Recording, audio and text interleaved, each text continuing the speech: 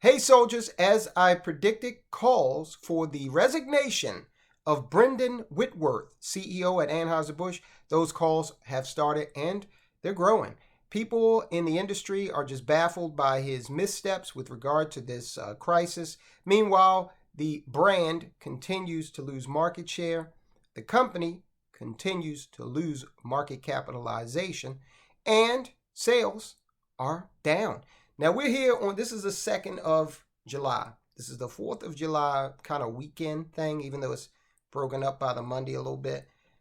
I'm anxious to see what these sales numbers look like at the end of this weekend. Now, we did the video here recently showing you how the social media influencer came back and had some, responses for what they interpreted as a lack of action on the part of Anheuser Busch in terms of getting involved with their situation post-crises. So they're getting it from all ends, and I can bet you $1 to a donut that the response that the influencer had is going to speak volumes within leftist politics and the LGBTQ plus community, and may even result in that community backing further away from brands associated with Anheuser Busch. So they want the guy, Brendan Whitworth, to step down. It's interesting. The guy's obviously, look, let me tell you something. He is a Marine, retired. He was in the CIA. So let's just stipulate that the guy is intelligent and he knows a lot about leadership. But those skills that he acquired are hobbled. He's not able to use them because in this environment, you can't tell the truth. You can't be forthright. You can't come out as a corporation and say, hey, you know what? We made a mistake, all right? And that mistake, we can quantify it as such when we look at the market cap of the company now versus before we did it, the sales numbers of the brand. Okay, so this was obviously a mistake. You say that, you're going to bring back half of, or greater than half, greater than half of your base. You're going to bring them back. The conservatives want an apology. Now, sure, this will have a lasting effect in the LGBTQ plus community. They're probably going to say, we'll never come back. Price you got to pay. What would you rather? Recouping 70% of your audience or 0? Okay, sit down. It's a math problem. Guys, go ahead, hit the subscribe button, become a soldier of finance today. Also hit that thumbs up button. You guys do such a wonderful job of that. Really appreciate it. Former Anheuser Busch exec urges current CEO to step down after Dylan Mulvaney fiasco. He has failed, he being the CEO, Brendan Whitworth. Former president of Anheuser Busch Sales and Distribution Company, Anson Freericks, urged the current CEO of the beer company, Brendan Whitworth, to step down from his position for how he has botched and continues to botch the Bud Light situation involving the trans influencer. In a column for the Daily Mail, Freericks claimed that Whitworth needs to leave before doing more damage to the brand that has already lost billions of dollars in market value. All of this happened in the wake of Anheuser-Busch's brand Bud Light making the trans influencer one of its spokespersons in April. Freericks accused Whitworth of botching multiple opportunities to right his company's ship in the wake of the boycott and claimed it would be better for the company's shareholders to compel him to leave rather than he stays and offer more bland responses to Anheuser-Busch's current PR crisis. Freericks declared, Whitworth has clearly shown himself to be incapable of solving the Mulvaney crisis. He's had multiple chances and he's failed. The most recent chance was when he appeared on the CBS Morning Show. We profiled that, and they gave him 10 minutes, which may have been too much time because in that time, one of the questions he was asked was, would you do it again? Would you give that can out again? And among the things he chose to answer that with was, what was one can?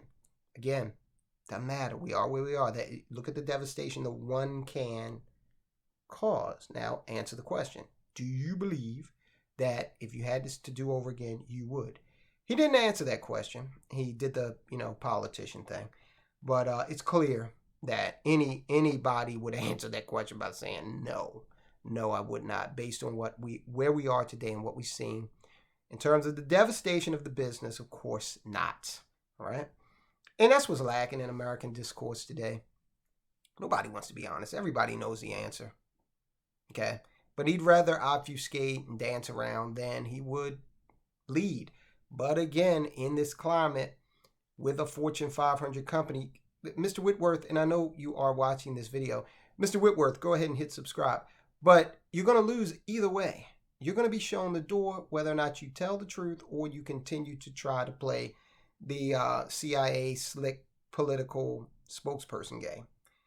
So you might as well do the right thing, try to save the company. Because right now, you're in the second year of your tenure as CEO. And I'm sure at Anheuser Busch headquarters, they've got a hallway with the portraits of all of the CEOs. And they're going to, years from now, going to walk past his portrait. They're going to look up at it and say, and that's the guy that almost sunk our ship. Then they're going to go to the next one and say, and here's the woman that brought it back. And then she did this and she did that. And she really was forthright, honest, and paid attention to the brand's real deal base, rescued us. And then this guy who came after her, he took it even further and, brought us into the stratosphere with a ad campaign that gradually, over the course of time, started to, attract other constituencies and other demographics. And now here we are. Then they're going to walk back to Whitworth and say his administration thought it would be a good idea if we just went, boom, 180 from pickup truck drivers and cowboys to transsexuals. The piece began with Friedrichs noting that monetary loss suffered by his former company in the wake of the partnership with the influencer. He says, after all, the beer company's decision to make trans activist DM, the face of Bud Light, has cost a staggering upwards of $20 billion and counting in lost market cap value. He mentioned how DM blasted the beer brand earlier last week in an Instagram post. In that clip, the influencer ripped Bud Light for not showing enough support for them amidst the backlash. Remember, they had released that ad. This ad was supposed to solve everything, and this was under Whitworth's watch. And I guarantee you that after what happened with DM, Whitworth is seeing everything. Whitworth sat in front of a monitor. They showed him that ad that made men look stupid, all right? And he approved it. He didn't see any problem with it. Yeah, cut, print, send it on out. So that is, in that ad, people were like, the hell is this? Okay. You got the guy who's trying to figure out how to get into the hammock and he almost breaks his neck because, men are stupid in 2023, right? You've got the man that's coming through the screen door with a thing of potato salad or whatever the hell he had. And he just comes through the screen door. Oh, men don't know how to open a door. Okay. And then the one of the craziest ones was guy. Now, this is a beer commercial. The guy that couldn't open the keg of beer. He does it wrong and it just sprays everywhere. This is a beer commercial, for God's sakes. You're not supposed to show beer being wasted. You're supposed to show it being consumed and enjoyed. But Whitworth saw that ad and he approved it. Friedrichs added, quote, and it will only deepen the chasm between the brand and its customers, unquote. The former Anheuser Busch executive then declared, quote, as such, and I take no pleasure in passing this judgment, it's clear to me that it's time for the shareholders and board of Anheuser Busch to ask Whitworth to step down, unquote.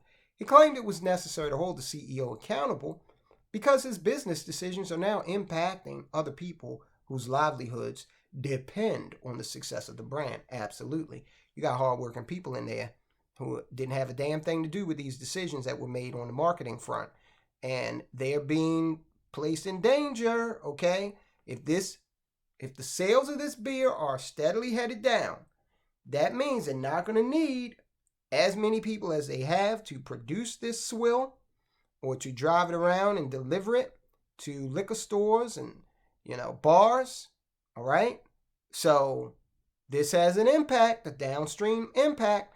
Heinerscheid and Whitworth, they will be fine.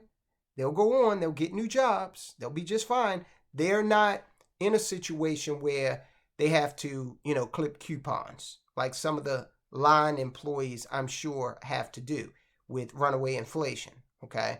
And yeah, they probably get a discount on, Budweiser or those products, but hell, if I worked there, that wouldn't do anything for me because I drank maybe one beer a week, to be quite honest with you guys. So I write this with a heavy heart, not out of spite, but because it's important for Americans to understand how and why corporate leaders can bungle the management of once iconic American brands so badly, sacrificing countless jobs and invested assets in the process. Friedrichs then went through the timeline of the ongoing Mulvaney-Bud Light controversy, criticizing Whitworth's attempts to solve the issue throughout.